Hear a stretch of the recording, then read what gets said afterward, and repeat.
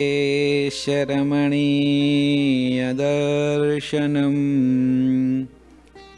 मन्दहासरचिराननाम्बुजम्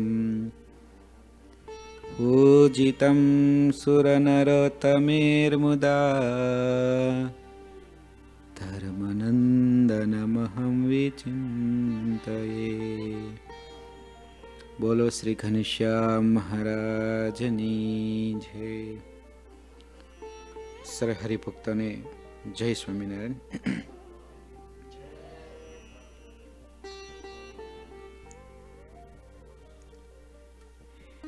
વાત ચાલતી હતી મંગળ શબ્દ સાંભળવાની, એમાં અમંગળનો ટોપિક ચાલતો હતો કે કૈકેયી અને મંથરાનો સંવાદ।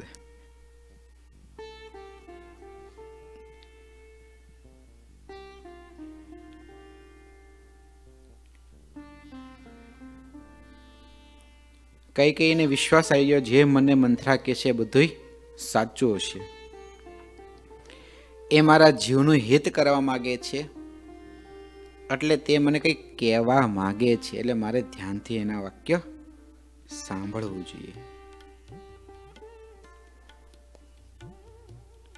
એટલે કૈકેયીએ કીધું કે મંથરા, તું શું કહેવા માંગતી હતી? મંથરા કે કૈકેયી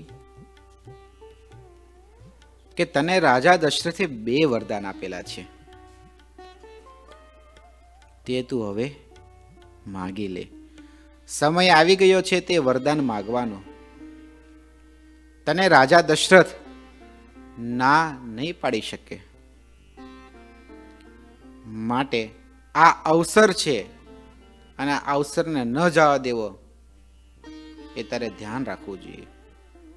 તું 2 વરદાન માગી લે તારા જે છે। કૈકેયી કયા વરદાન માગું? મંથરા કે એક તો ભરતને ગાદી મળે, અને બીજો રામને 14 વર્ષનો વનવાસ મળી જાય। આ 2 વસ્તુ તું રાજા દશરથ પાસે માગી લે એટલે આપણે સારું। પછી આગળ જતા મંથરા શું કહે છે ખબર? ડાયરેક્ટ તું એમ ના કહેતી કે 14 વર્ષનો વનવાસ રામને મળે। હું તને શીખવાડું કે રાજા દશરથ પાસે કઈ રીતે વાત કરી। બોલો, જેની પત્ની છે રાજા દશરથની પત્ની કૈકેયી, એને દાસી શીખવાડે કે રાજારે કઈ રીતે બોલવું। બોલો, વિચાર તો કરો। લગ્ન કર્યા કૈકેયીએ, શીખવાડે ત્રીજી વ્યક્તિ।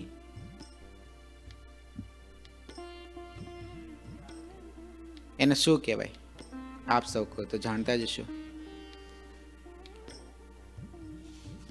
એટલે રાજા દશરથ પાસે કઈ રીતે માગવું અને કેવા વરદાન માગવું, એ દાસી મંથરા કૈકેયીને શીખવાડે છે। મંથરા એમ કહે છે કૈકેયીને કે કૈકેયી સાંભળ, જો તું પહેલું વનવાસનું માગીશ ને, રામને 14 વર્ષનો વનવાસ, એવું તું જો રાજા દશરથને કહીશ ને, રાજા દશરથ જમીન પર ઢળી પડશે, બેભાન થઈ જશે, બેશુદ્ધ થઈ જશે, કઈ ખબર નહીં પડે એને। માટે સાંભળ, પેલા છે ને રામને 14 વર્ષનો વનવાસ મળે એવું તો માગતી જ નહીં, કારણ કે રાજા દશરથને વાલો કોણ છે? રામ વાલો છે। માટે તું એવું ભૂલ કદાપી ન કરતી। જો રામને 14 વર્ષની વનવાસની વાત કરી તો રાજા બેભાન થઈ જશે, તો રામને ગાદીની વાત જ નહીં થાય, ભરતને ગાદી મળે એની વાત જ નહીં થાય। એટલે હું તને જેવી રીતે શીખવાડું છું ને એવી રીતે તું રાજા હારે પ્રસ્તાવ મેળજે। એમાં એક પણ વાતની ચૂક ન રાખતી। જો એક પણ વાતની તે ચૂક રાખી તો બધી બાજે પલટી જશે। આ અધમ શબ્દનું શ્રવણ તો જો કઈ કઈને રાજા દશરથથી ક્યાં દૂર ફેંકી દીધી. ભગવાન રામ, કૌશલ્યા માતા જેવા પતિવ્રતા નારી, એમના સંગથી ક્યાં દૂર આ મંથરા કઈ કઈને નાખીએ છે. એટલા માટે તું પ્રથમ રામને વનવાસ મળે એવી વાત તું કદાપી ન કરતી. જો એવી વાત તે કરી તો ભરતને ગાદી નહીં મળી શકે, ભરતને ગાદી મળવાની વાત નહીં થઈ શકે. કારણ કે રાજા દશરથ પુત્ર મોહાંધ છે, રામ મોહાંધ છે. એ ભરતના મોહાંધ નથી થયેલા, એ લક્ષ્મણ શત્રુઘ્નના મોહાંધ નથી થયેલા. એ તો કૌશલ્યના આધીન છે, રામને આધીન છે. એટલે કઈ સાંભળ, ચૂક ના રાખતી. હું તને જેવી રીતે શીખવાડું છું ને એવી રીતે જ તું બોલજે ત્યાં. અને આ કામ છે આપણે અક્કલ ને હોશિયારીથી કામ લેવાનું છે. શું કે મંથરા? આ કામ અક્કલ અને હોશિયારીથી લેવાનું છે. બોલો, શીખવાડે તો જો મંથરા કઈ કઈને. તું જરાય ઉતાવળ ના કરતી. કેમ ખબર? કઈ અત્યાર સુધી તું બહુ વેવલાઈ થઈ છો. શું કીધું? રામ રામ, મારો રામ, મારો રામ, મારો રામ, મારો રામ, જ્યેષ્ઠ પુત્ર મારો રામ, મારો રામ. એ રામ રામ કરીને તું વેવલાઈ થઈ છો. હવે તે તારે કાંઈ કરવાનું નથી. કાળજું કાઠું કરીને કામ કરવાનું છે. શું કહે છે મંથરા? કાળજું છે ને કઈ કાઠું કરીને કામ કરવું પડશે. આ કઈ મંથરા હું કાંઈ સમજતી નથી તું શું કહેવા માંગે છે. કે કઈના જીવનમાં આવા દોષ હતા જ નહીં. કઈના જીવનમાં આવા દોષ હતા જ નહીં કે રાજા દશરથ સાથે છળ કરવું, રામની સાથે છળ કરવું, કૌશલ્ય સાથે છળ કરવું, એવા કોઈ પ્રકારના સંસ્કાર કઈમાં નહોતા. પરંતુ આવા અધમ શબ્દનું શ્રવણ જ્યારે કર્ણમાં થતું હોય છે, અર્થાત કાનમાં થતું હોય છે, ત્યારે વ્યક્તિને ક્યાં ને ક્યાં નાખી દે છે એની વાત ચાલે છે. એટલે કે હું કઈ સમજતી નથી, તું શું કહેવા માંગે છે, મને કઈ સમજાતું નથી, તું મને કંઈક સમજાવીને કે. મંથરા કે સાંભળ, હું તને સમજાવું છું, હું તને શીખવાડું છું કે રાજા દશરથ સાથે કઈ રીતે વાત કરવી.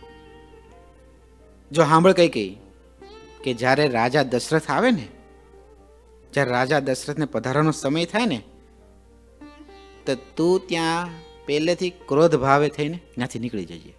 શીખવાડે જો ખરા. આ શબ્દ જો એના રામાયણમાં લખાયેલા છે. મંથરા કે રાજા દશરથ જ્યારે તારા આવાસમાં આવે ત્યારે તું ક્રોધ ભાવે ત્યાંથી ચાલી જજે. એટલું નહીં,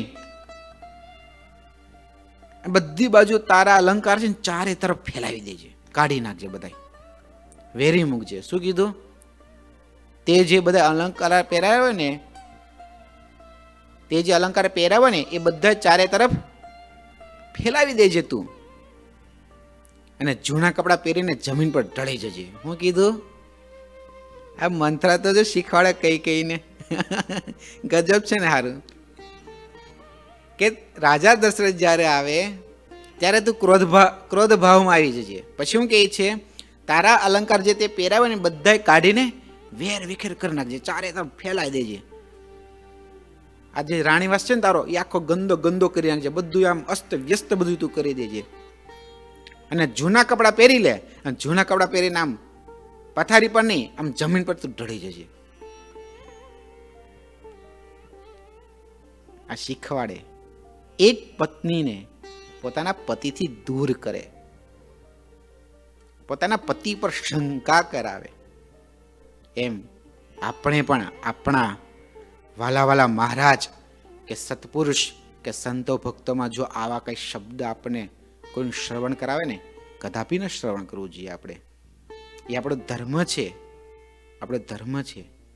કેમ કે જેટલા આપણે કથા વાર્તાના શબ્દ સાંભળીશું, ભગવાનના ચરિત્ર સાંભળશું, મહારાજના મહિમાની વાતો સાંભળશું, એટલું જીવન આપણું શુદ્ધ થતું હોય છે, એટલું આપણને મહારાજની મૂર્તિનું સુખ આવતું હોય છે. આમાંથી આપણે શીખવાનું છે, આ મંથરા અને કૈકેયીના સંવાદમાંથી, કે કૈકેયી જો મંથરાની શબ્દની જાળમાં ફસાઈ ગઈ તો રાજા દશરથના સુખથી એને વંચિત રહેવું પડ્યું. એટલે મંથરાએ કીધું કૈકેયીને,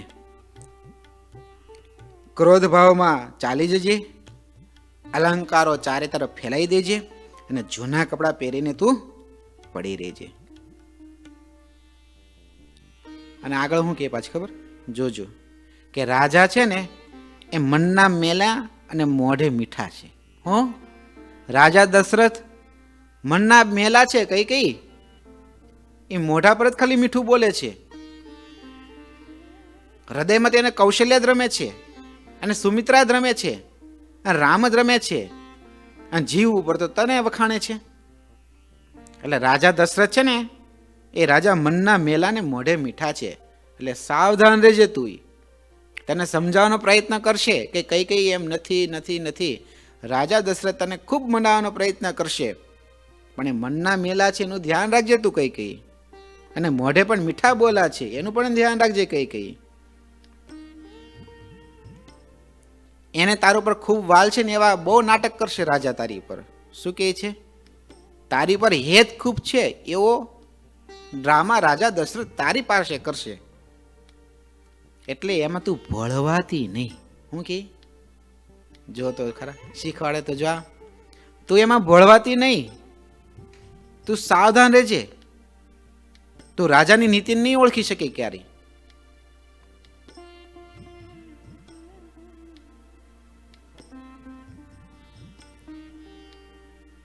પછી તો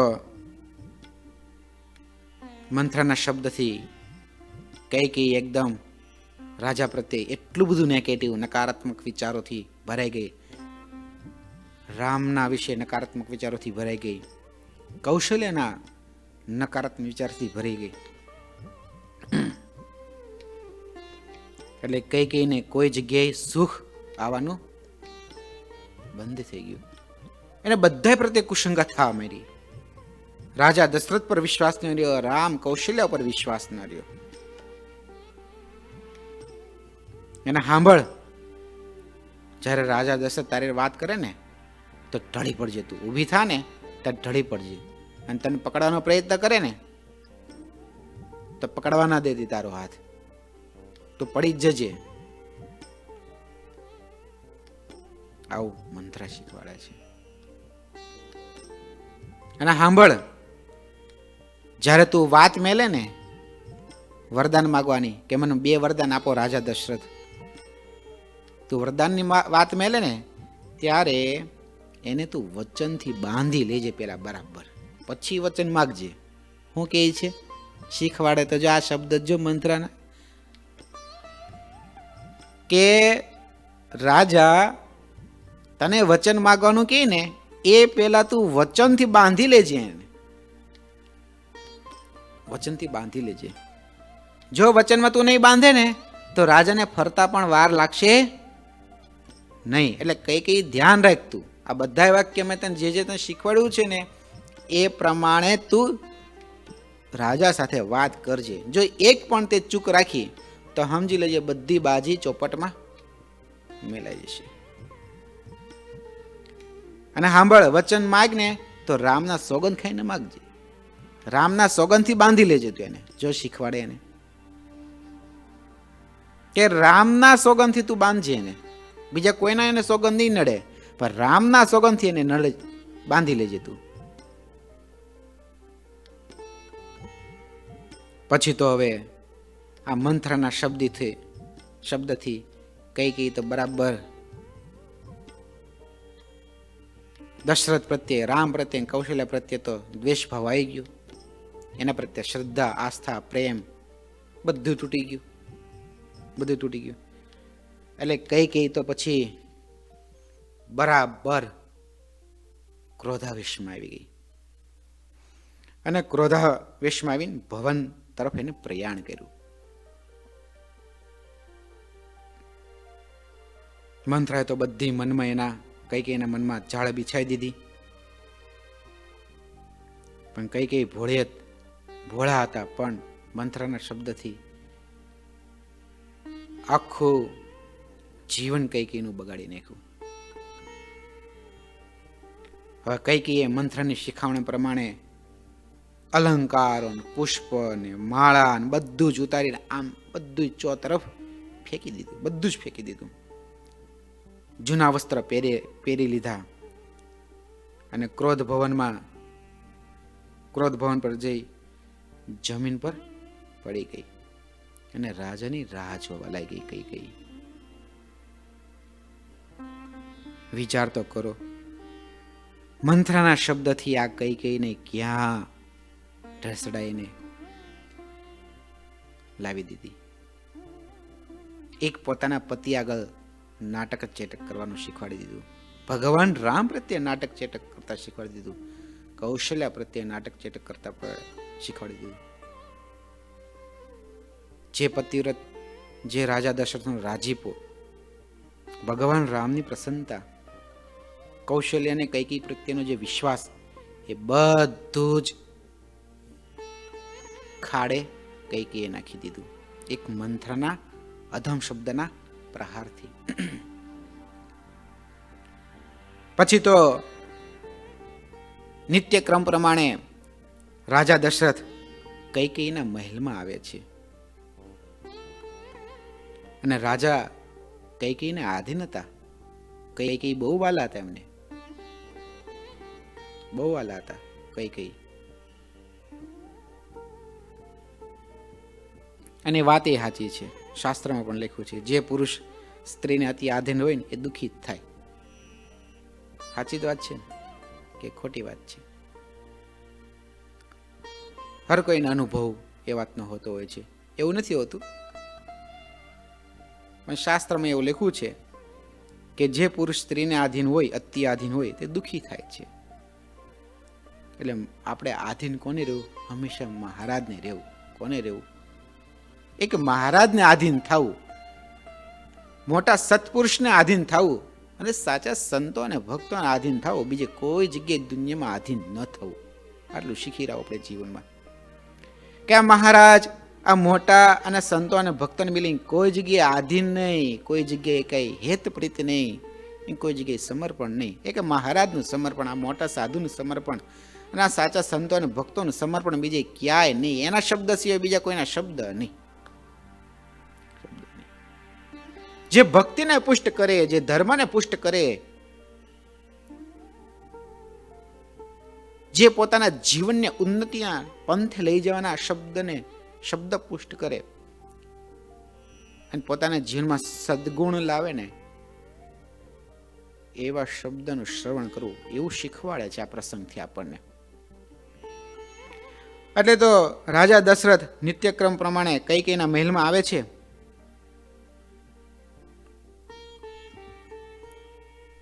હવે તો પછી કૈકેયી જમીન પર ઢળેલી હતી. રાજા દશરથ એ જોઈને તો આશ્ચર્ય થઈ કે આ શું? રાણીવાસ અસ્તવ્યસ્ત, કૈકેયી જમીન પર ઢળેલા છે અને રડે છે. આંખોમાંથી આંસુઓની ધારાઓ વહે છે. કૈકેયીને શું થયું? કાકા દશરથ રાજાને વાલા તો હતા કૈકેયી. એટલે રાજા દશરથનો તો આમ હૃદયમાં ખૂબ દુઃખ થયું. શું થયું મારી કૈકેયીને? કૈકેયી પર કોણે પ્રહાર કર્યો? કૈકેયીને કોણે દુઃખી કરી? કોઈ શત્રુએ આક્રમણ કર્યું છે? કોઈ શત્રુએ ચડાઈ કરી છે? કોઈ દાસીએ સેવા બરાબર નથી કરી? એવા મનમાં વિચારો આવ્યા લાગ્યા. રાજા દશરથ જેવા કૈકેયીને પકડવા જાય છે હાથ, કે કૈકેયી તને શું થયું? જ્યાં પકડવા જાય છે તો રાજા દશરથને ધક્કો મારી દીધો. મને અડતા ના, તમે, તમારે કોઈ પ્રકારનો મારી પર અધિકાર નથી. અહીંથી ચાલુ કર્યું. અહીંથી ચાલુ કર્યું. તમે મારા માટે શું કર્યું છે અત્યાર સુધી? અત્યાર સુધી મેં તમારી રક્ષા કરી, યુદ્ધમાં તમે હારી જવાના હતા, મેં તમને સાથ આપ્યો, અત્યાર સુધી તમે મને સાથ આપ્યો છે? તમે કૌશલ્યને સાથ આપ્યો, સુમિત્રાને સાથ આપ્યો, પુત્રોને સાથ આપ્યો, પ્રજાને સાથ આપ્યો, પણ આ સુધી મને તમે ક્યારે સાથ આપ્યો છે? મને કઈ માગવાનું કીધું છે? મને કઈ તમે પૂછ્યું છે? ખાલી નિત્યક્રમ પ્રમાણે તમે આવો છો ને મળીને જતા રહ્યો છો, આટલું જ કરો છો. તમે મારા માટે શું કર્યું? એટલે રાજા દશરથને બહુ દુઃખ થયું, બહુ દુઃખ થયું કે કૈકેયીને શું થયું છે? કઈ વાતે દુખાણા છે? મારાથી કઈ એવો નિર્ણય લેવાઈ ગયો હશે તેનાથી કઈ દુઃખી થયા હશે? મારાથી કઈ ભૂલ થઈ હશે તેનાથી દુઃખી થયા હશે? કારણ કે રાજા દશરથ તો ભગવત પરાયણ હતા ને, એના હૃદયમાં તો નીતિને ન્યાય જ રમતા હતા ને, એને ક્યારે તો પક્ષપાત તો નથી કર્યો ને.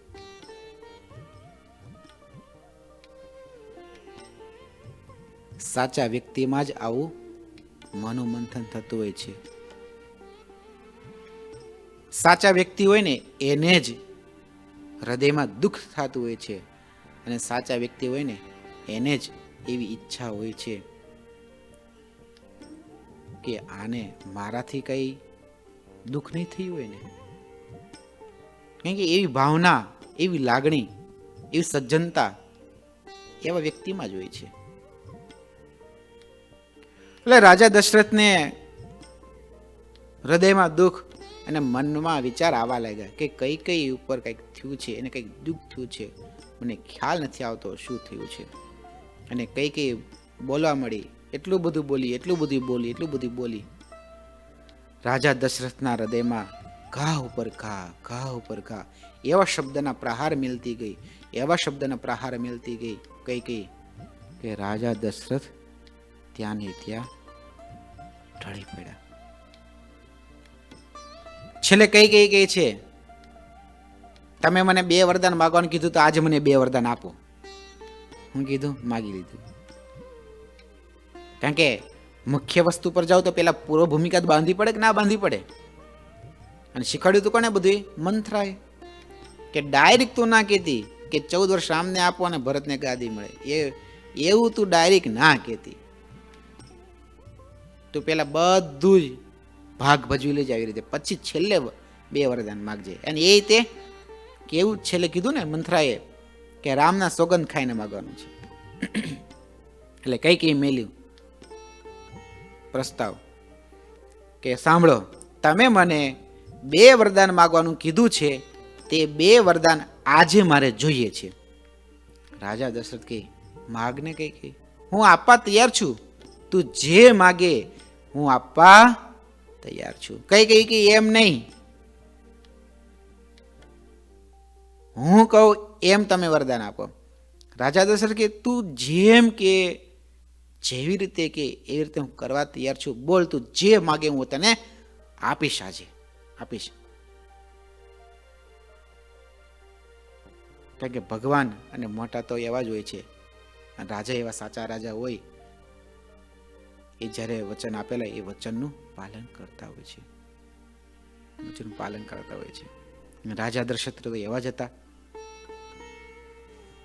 એટલે રાજા દશરથે એવું કીધું માગ કઈ તું માગ, તું જે માગે હું તને આપી દઈશ. કઈ એમ નહીં, તું જેમ કેમ કે તો ખરા, તું કઈ તું જેમ કે હું તને વરદાન આપવા માંગુ છું. કઈ કે રામના સોગંદ ખાઈને આપવાના છે. હું કીધું રામના સોગંદ તમે ખાવ કે હું જે 2 વરદાન આપીશ ને એ 2 વરદાન તને આપીશ.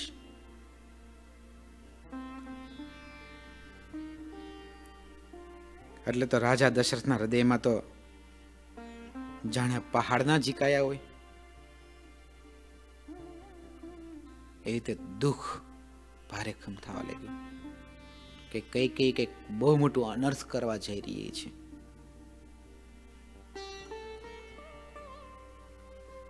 રાજ્યનો નાશ કરવા જઈ રહી છે. મને ખ્યાલ નથી એ શું માગવાની છે, પણ એને મને રામના સોગંદ આપ્યા છે, એટલે કંઈક અનૈતિક વસ્તુની પ્રાપ્તિ માટે માગે છે મારી પાસે.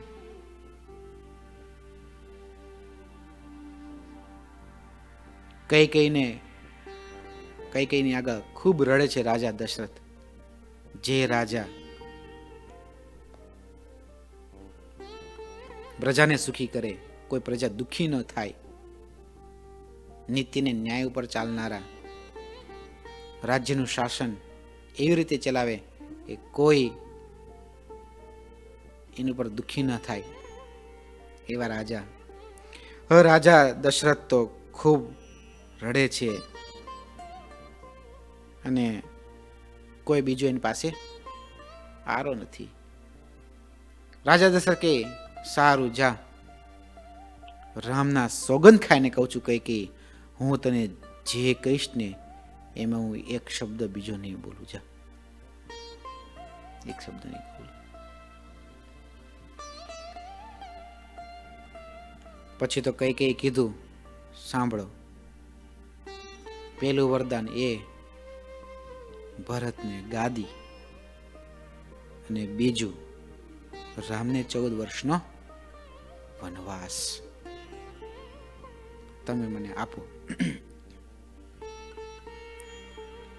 દશરથ રાજાના આંખમાં આસોડાની જે ધારો વહે ને, એ તો એ દિવસે જોવે ને ત્યારે આપણને ખ્યાલ આવે. દશરથ રાજા જમીન પર ઢળી મૂર્છા આવી ગઈ. થોડી વારે બબડાટ કરે છે, વિલાપ કરે છે. થોડા ભાનમાં આવે ત્યારે કઈને કર કરે છે. કઈ તું દયા કર, મારી પર તું દયા કર. તારે જોઈએ તો તું મારું માથું માગી લે, પણ મારા રામને વનમાં ન કાઢતું. વાંધો, હું તને ભરતને ગાદી આપી દઉં, પણ મારા રામને તું વનમાં ન કાઢ. કદાચ માછલું પાણી વિના જીવશે, પણ રામ વિના હું નહીં જીવી શકું. કઈ તું મારી વાતને સાંભળ, કે કદાચ માછલું પાણી વિના જીવી શકે, પણ હું મારા રામ વિના ન જીવી શકું. વિચાર તો કરો, રાજા દશરથને ભગવાન પ્રત્યે કેટલો પ્રેમ. ખરેખર એક તો ડ્રામા જ હોય. ભગવાન રામે પિતા તરીકે સ્વીકારેલા હોય, પણ એક જ્યારે આ યુગમાં આવતા હોય, ત્રેતા યુગમાં, ત્યારે જેવી રીતે ભગવાને નક્કી કર્યું એવી રીતે પાત્ર ભજવાતા હોય છે. પણ રાજા દશરથનું જીવન કેવું શીખવા જેવું છે આપણે એમાંથી, કે રામ વિના ન રહી શકે. હવે આપણા જીવનમાં એવું ચિંતન કરીએ, શું આપણે બધે મહારાજ વિના રહી શકીએ એમ છે? આપણે મહારાજ વિના આપણે થોડુંક આવી રીતે થાય તો મહારાજ વિના આપણે ચાલે? ઘણું બધું ચાલી જતું હોય, કારણ કે આપણે એટલો બધો હજી પ્રેમ મહારાજમાં નથી થયો. આપણને એટલી બધી મહારાજમાં આસક્તિ નથી થઈ. આપણે એટલા બધા હજી મહારાજને નથી જાણ્યા, એવા મોટા સાધુને નથી જાણ્યા, એવા સંતો ભક્તો નથી જાણ્યા. ત્યાં સુધી આવો પ્રેમ પ્રગટતો નથી. જ્યાં સુધી મહારાજ વિના ન ગમે, મોટા સાધુ વિના ન ગમે અને સંતો ભક્તો વિના ન ગમે, ત્યાં સુધી પ્રેમની પરાકાષ્ઠા આવી જ નથી. ત્રણેય કાળમાં, ત્રણેય અવસ્થામાં એક મહારાજનું નામ જ રટાતું હોય. મહારાજ વિના ક્યાંય લગ્ન ન હોય. એક મારો મહારાજ, મહારાજ સિવાય બીજી કોઈ પ્રતીતિ ના હોય. એ જ વાસ્તવિકતા પ્રેમ.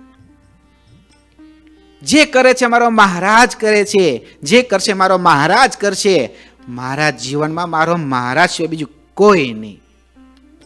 મારો ધણી કયો, મારો મહારાજ.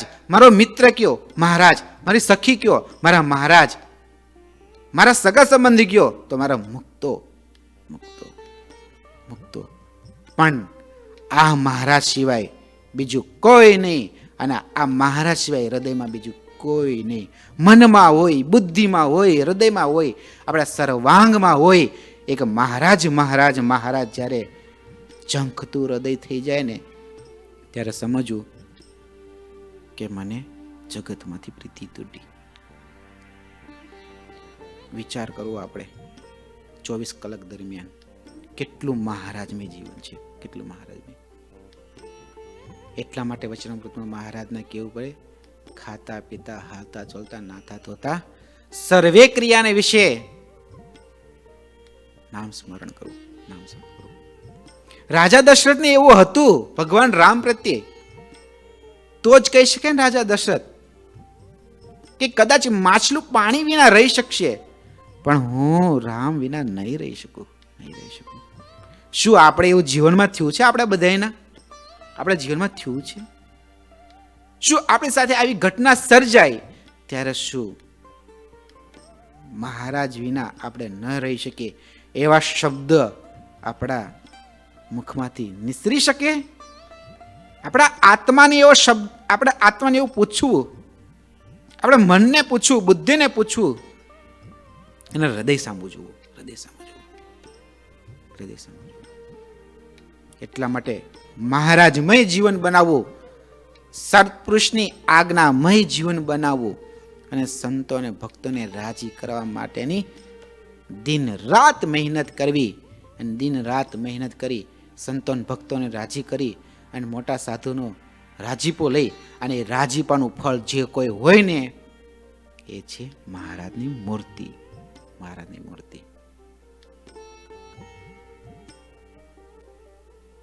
આપણે સંતો ભક્તોને રાજી કરવાના છે. શેના માટે? મહારાજની મૂર્તિ માટે. સત્પુરુષમાં હિત કરવાનું છે, સત્પુરુષને રાજી કરવાનું છે. એનું ફળ શું? મહારાજની મૂર્તિ, મહારાજની મૂર્તિ. અને સત્પુરુષને રાજી કર્યા વિના, સંતો ભક્તોને રાજી કર્યા વિના મૂર્તિ નથી મળતી, નથી મળતી, નથી મળતી. એટલા માટે જેમ રાજા દશરથને રામ વિના નહોતું ચાલતું, એમ આપણા જીવનમાં સૌ કોઈને, આપણે બધાને આ મહારાજની મૂર્તિ વિના, આ સત્પુરુષ વિના અને સંતો ભક્તો વિના ન ચાલવું જોઈએ, ન ચાલવું જોઈએ. એવા જીવનમાં ઠરાવ કરી દેવા, એવા નિશ્ચયના પાયા હૃદયમાં બેસાડી દેવા.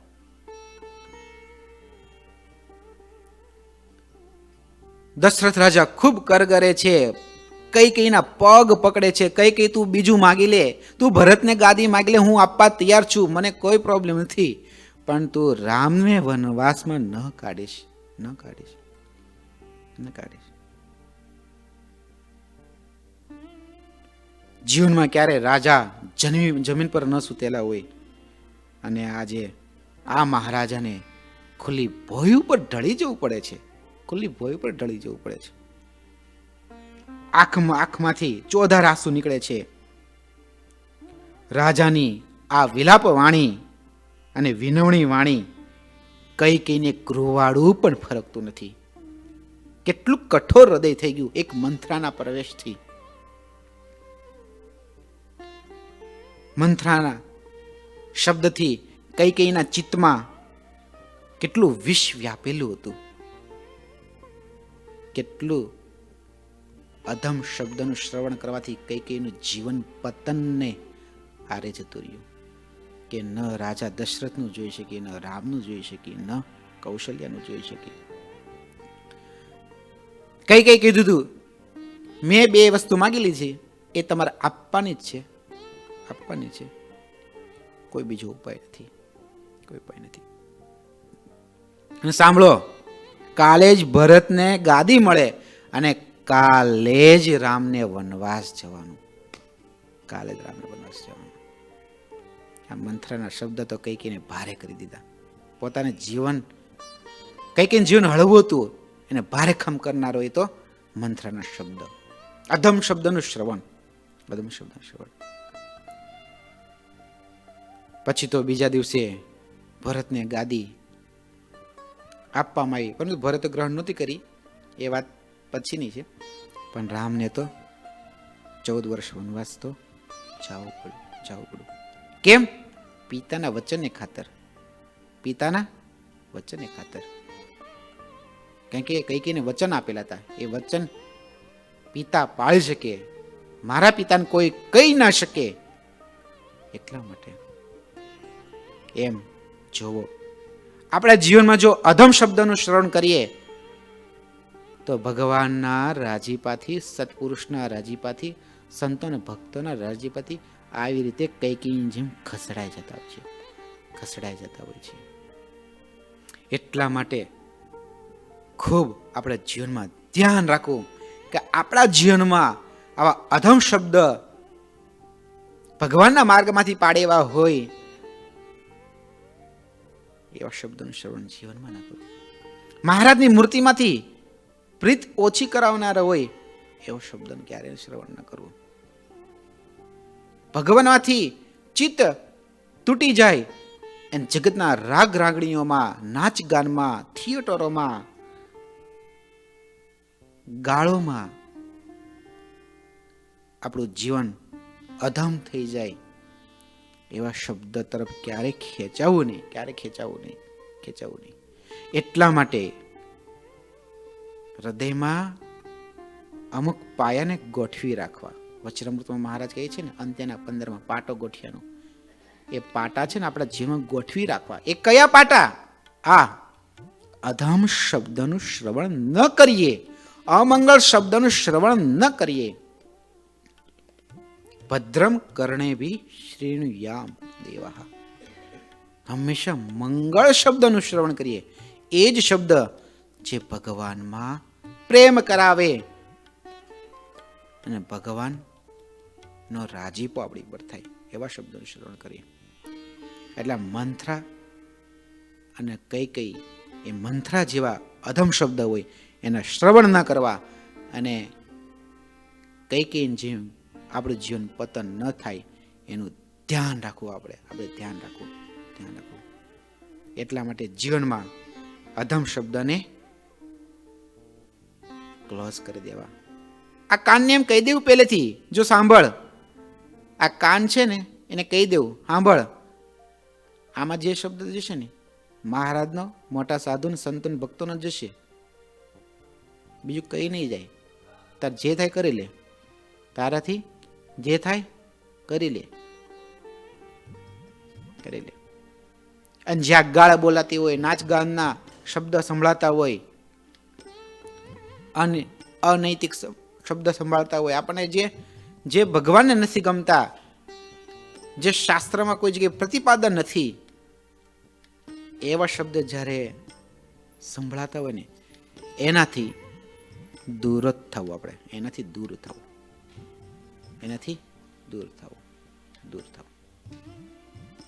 એનો એક પણ છાંટો આપણી તરફ ન પહોંચવા દેવો. એટલા માટે આ પ્રસંગથી આપણે ખૂબ શીખવાનું છે, અધમ શબ્દનું શ્રવણ ન કરીએ. કાલે આપણે મધ્યમ શબ્દનું જોશું કે મધ્યમ શબ્દ કોને કહેવાય, એનાથી કઈ રીતે બચવું અને કેટલું એમાં જોડાણ રાખવું એની પર આપણે કાલે વાત કરીશું. અહીંયા આપણે કથાને પૂર્ણ કરીએ છીએ. બોલો શ્રી ઘનશ્યામ મહારાજની જય. શ્રીપતિમ શ્રીધરમ સર્વદેશ્વરમ ભક્તિધર્માત્મજમ વાસુદેહમ હરે માધવમ કેશવમ કામદમ કારણમ શ્રી સ્વામિનારાયણમ નીલકંઠમ ભજે. ઘનશ્યામ મહારાજની જય.